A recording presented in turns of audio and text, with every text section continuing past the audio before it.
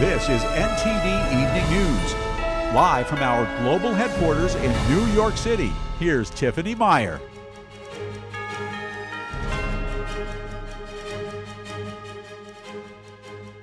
Good evening, and thank you for joining us tonight. Former President Trump seizing every moment in the final hours leading up to the election to campaign in key battleground states. Today, he's holding a large-scale rally in Pennsylvania, North Carolina, and Georgia. NTD's Washington correspondent Jack Bradley has the latest on Trump's campaign. Former President Trump just wrapped up his first of 3 rallies in 3 separate swing states here in Lidditz in Lancaster County, Pennsylvania. Then he heads to North Carolina, where he holds a rally there, and then in Georgia later in the day. Just last week, the Lancaster District Attorney said he found 2,500 counts of voter fraud on applications, and Trump really dug into that in his speech. 2,600 votes, and I don't think there should be a problem. It was done by the same guy, and that guy should go to jail for a long period of time. Now, maybe he's not guilty, but you'd have to do a lot of talking, I think. The former president really dug into how he'd prefer to have faster election results rather than it going on for a longer period of time after the election day, as well as paper ballots and including voter ID. There's only one reason you don't want voter ID. There's only one reason, and that's to cheat. There is no other reason. There's no other reason. He also called into question the integrity of the polls, which show a tight race here in Pennsylvania and across all the swing states. No, the polls, I'm telling you, you can make those suckers sing. You get the right pollster, you can do, and you really do inflict damage, you know, when you do like this person from Iowa. Today, the election essentially is really, we're talking Turkey, comes out with a poll different from every other poll, because it wasn't even in question. It's really the opposite way. I'm way up. Pennsylvania is the largest swing state with 19 electoral college votes, and that's why former President Trump and Vice President Kamala Harris are spending most of their time campaigning here than any other state, let alone swing state. And here in Lancaster, there are many Amish voters who are coming out in support of Trump. Trump mentioned that during his speech. I also want to recognize our great Amish community. Where are they? The Amish community. They're a church. I love them. I trust their vote. They are the most, and you know what? They say, I mean, you tell me, this is the first time they've ever been involved. They've got on their horse and buggies, right? They don't do machinery, but they made an exception that they're able to come, and they're coming to one of the rallies, and they made an exception where they can go, but they can't drive. Meanwhile, Vice President Kamala Harris is holding several events in the swing state of Michigan. Reporting from Lancaster, Pennsylvania, Jack Bradley, NTD News. Vice President Kamala Harris is rallying at Michigan State University, attracting thousands of students just 2 days before November 5th. Our reporter Chris Bobb spoke with Gen Z students outside the rally in East Lansing to hear about the issues that matter most to them and their expectations for the next president. I'm on the campus of Michigan State University just 2 days before the election. Thousands of students have gathered outside of the Jennison Fieldhouse to hear Kamala Harris speak. I spoke to Gen Z voters on the line who are students here at the university about what their hopes are for the next president. Love Kamala's stances on abortion, because that is something, like, as a woman, that's very important to me, as well as like Trump's stances on minorities, because I'm part of like a few minority populations, so I don't want to see my rights be revoked for a lot of things. We're only getting more and more diverse as a country, and Gen Z is very diverse and has a lot of diverse opinions, so I think we're trying to protect everyone's opinions and everyone's rights as much as possible. There's multiple groups obviously on campus of different points of view, but I feel like the school is trying to do a better job at like helping students feel safe on campus and still having people be able to share their voices. There was like recently a rally for voting early on campus by The Rock, and I thought that was really impactful. How many of you have voted early already? You can raise your hands. Okay, everyone. So So why did you vote early as opposed to waiting for November 5th? For me, it was just really important to make sure that I did my part. We're busy college students, so having the resources on campus and even back at home, I voted absentee ballot, so I've had my vote in for quite a couple weeks now. Having the resources to do that early helps us not miss our classes and still be able to participate in our daily lives. So it's really important for me to be able to have that opportunity. With just 2 days before the election, so far over 40% of Michiganders have voted. That's almost 3 million people have submitted either absentee ballots or have went to one of the early voting sites like we have here on campus. From East Lansing, Michigan, I'm Chris Bobb. Vice President Kamala Harris answered questions in the swing state of Michigan today. She was asked how she voted on a criminal justice reform bill in her home state of California. If passed, it would make the crime of shoplifting a felony for repeat offenders. It would increase penalties for some drug offenses as well. I am not going to talk about the vote on that because honestly it's the Sunday before the election and I don't intend to create an endorsement one way or another around it. But I did vote. Those in favor of the bill say it's necessary to help law enforcement punish shoplifters, while those against it say it would disproportionately imprison poor people and those with substance abuse issues. Vice President Kamala Harris made a surprise appearance on NBC's Saturday Night Live this weekend. Harris flew to New York City after campaigning in North Carolina to be on the show. She played in a skit with actress Maya Rudolph, who's been acting as the vice president in recent episodes. The two wore matching outfits, and Harris told Rudolph, "You got this," shortly before they said the iconic line, live from New York. It's Saturday night. Harris's visit to Saturday Night Live was announced just minutes before airtime, and that was the final SNL episode before Election Day. Vice presidential candidate Tim Walz was in Georgia today, and he gave this message to volunteers as he tried to rally them for the final days before the election. Now, for all of you, I recognize this. I am preaching to the choir, but our recital is 2 days away. What we're going to be doing on those doors is singing to folks. We're not going to sit around and watch the roller coaster. Oh, we're winning. Oh, we're winning. No, no, no. We are going to win this race, but we have not yet won this race. And that's for the people in this room. This will be won through the states like Georgia. Georgia is a critical swing state that could play a key role in determining who will be the next president of the United States. West Palm Beach officials are stepping up security as they prepare for election night. Former President Donald Trump will be hosting a watch party at the city's convention center, and there could be thousands of people there. In a press conference on Sunday, Sheriff Rick Bradshaw said there is no way that everyone is going to be able to fit in the convention center on election night. He also said there will be designated areas for protesters, adding that no matter how big the crowd is, they won't be allowed to get into the street. The mayor of West Palm Beach said, quote, "If you are thinking about or planning on coming to our city to cause problems, don't do it. It won't end well for you." And he said that he wanted residents and visitors to know that they will be safe in the city. On Saturday, dozens of volunteers crowded into Waukesha County Democratic Party headquarters.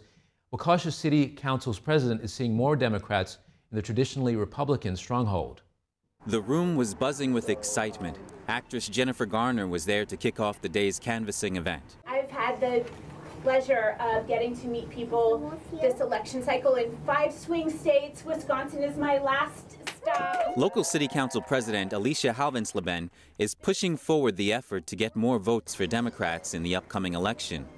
She says she sees a change in local voters. Things are really changing. I think that the Democrats who have maybe always been here are feeling a little bit more confident because as we see those demographics changing, we're seeing more Democrats in the area. It feels a little bit safer, nicer to be able to come out and say, hey, I'm a Democrat, and say it loud and proud instead of hiding under the covers and saying, yeah, I'm a Democrat, but don't tell anybody. I'm out talking to voters today, making sure they have a plan to vote on Election Day. Tuesday?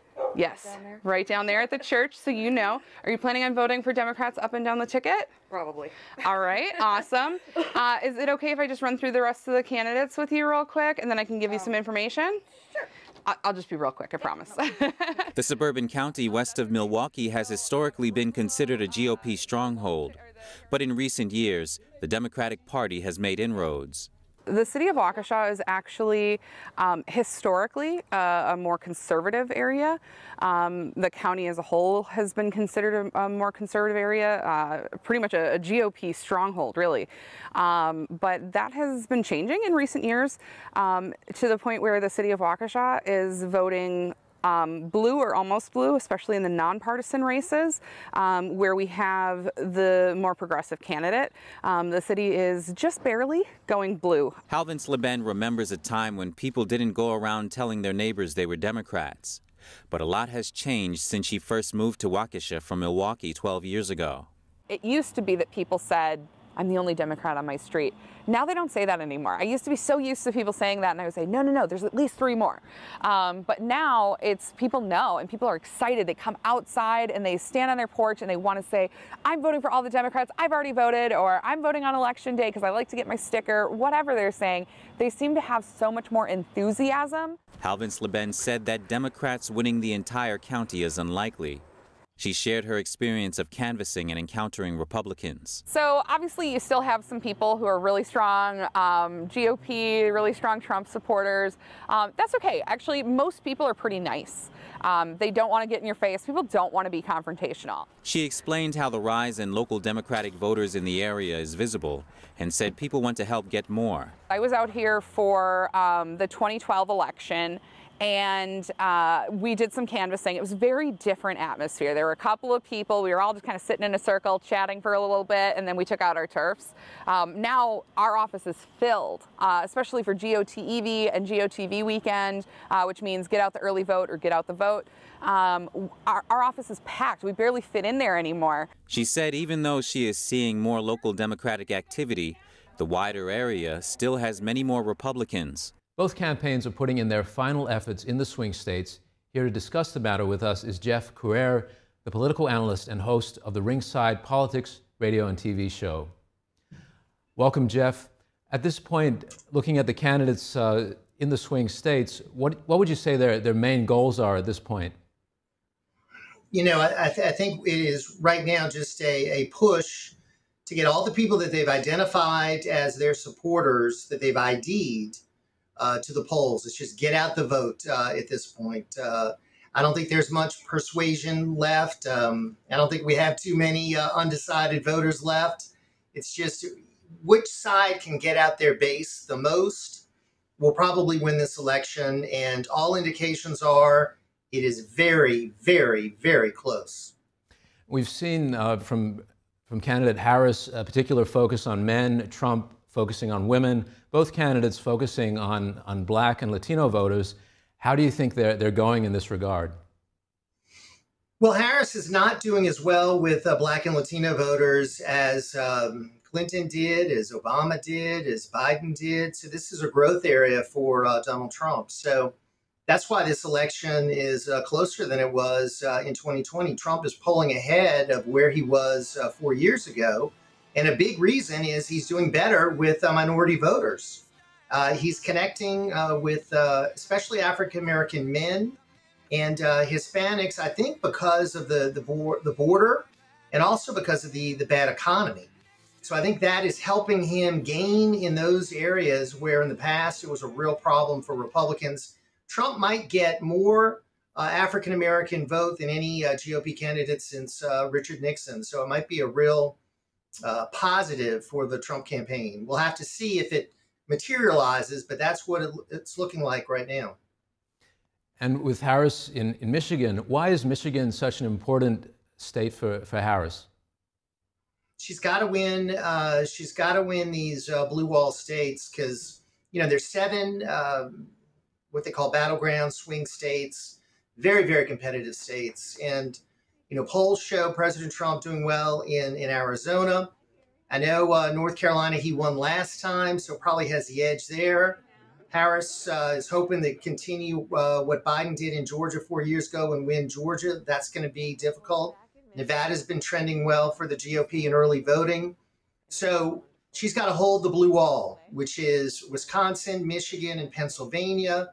If Trump wins the 4 Sun Belt swing states and picks off one of the blue wall states, then he's president. So she's got to hold on to Michigan, Pennsylvania, and Wisconsin, which is why, so much focus is in those areas. And there has been some trouble with Muslim voters in Michigan. Some groups have come out for Trump. So she's trying to really put that base back together. Biden won it in 2020. She's hoping to replicate that this year. It's very tight. I looked at a poll before coming on, and it's basically tied. All of these states are very, very close. With things as tight as they are at the moment, what could either candidate do to really break the tide, do you think? I think at this point, even like a last-minute gaffe or a surprise is not going to have that big of an impact.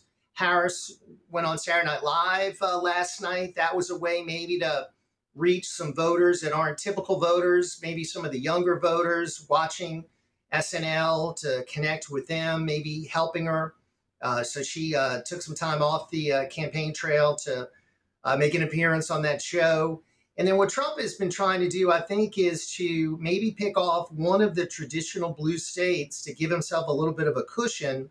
That's why he went to Virginia yesterday, to see if he can translate the popularity of Glenn Youngkin into a win for himself, because the governor there is a Republican, very popular. So he's hoping that'll translate and maybe help him pull off an upset in Virginia. So that's interesting, because that's not one of the 7 battleground states, but he went there yesterday. That shows that he believes he can maybe pull off an upset there. And just lastly, Jeff, what should viewers be looking for in these final days that might signal the outcome for the election? Well, I mean, I think it's going to be a long night. My prediction is we're not going to know. I think on election night who the president is going to be, because so many of the states now have delayed process in counting the mail-in ballots, the absentee ballots. So it could be a situation where it might take a few days before America really knows who the winner is. I do think we'll have an answer as to who's going to control the House and Senate, and that is very close. My prediction is the Republicans are going to be able to control the Senate, and the House is pretty much up for grabs. So that could go either way. I think we'll know that answer, but I think it's going to be a little while before we know who the president's going to be. Thanks for your insights, Jeff, and for joining us at these tense and tied times. Yes, indeed. Thanks for having me. Police in New York City are dealing with a dangerous trend among young people that has claimed 6 lives so far this year. It's known as subway surfing. Subway surfing. It's possibly one of the most dangerous trends to gain popularity on social media. It involves riding on top of a subway car while it's moving.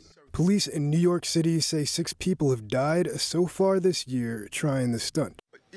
We didn't know anything about, as a young person growing up in South Jamaica, Queens, we knew nothing about likes.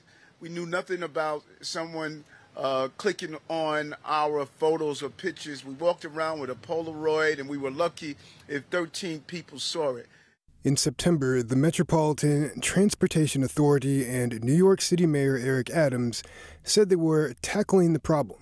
They made a deal with social media companies to take videos of subway surfing off their platforms. The MTA reported last week that 10,000 videos had since been removed. Now you have 30 million people watching your likes. That becomes intoxicating, and it's an adrenaline rush. And then you compete to see who can do something more dangerous on top of the train in the process. And that's why we have changed the dynamic, and we have met this threat head on. Officers have arrested more than 180 people related to subway surfing. Police have also launched a new ad campaign to raise awareness of the dangers. Sean Marshall, NTD News. The presidential election is right around the corner. China is seizing the chance to boost its military presence in the Indo-Pacific. NTD's Flora Hua brings us the latest. Zooming in on Taiwan, the island's defense ministry said earlier on Sunday that China sent nearly 4 dozen warplanes for drills in the Western Pacific. Similar activities have continued for 2 days. And for the first time, China conducted a dual carrier operation recently. The move is seen as the Chinese Navy flexing its muscles in the South China Sea. One of the carriers, the Liaoning, participated in Beijing's war games near Taiwan last month. Now more on China's maritime power. A new satellite image suggests that China might have built a new aircraft carrier. It was captured by Planet Labs a few weeks ago. A former U.S. Navy submarine commander said the size and shape of this vessel is much smaller than any other carrier China owns, meaning it could be the world's first civilian carrier. And zooming further out, Russia recently sent its most advanced fighter jet to China to take part in an air show next week. Known as the Su-57, the Russian jet is seen as a counterweight to some of the U.S. top warplanes. The fighter jet is equipped with stealthy capabilities and modern weapon systems. Analysis suggests Russia may be using this air show as a platform to expand its defense exports. Flora Hua, NTD News.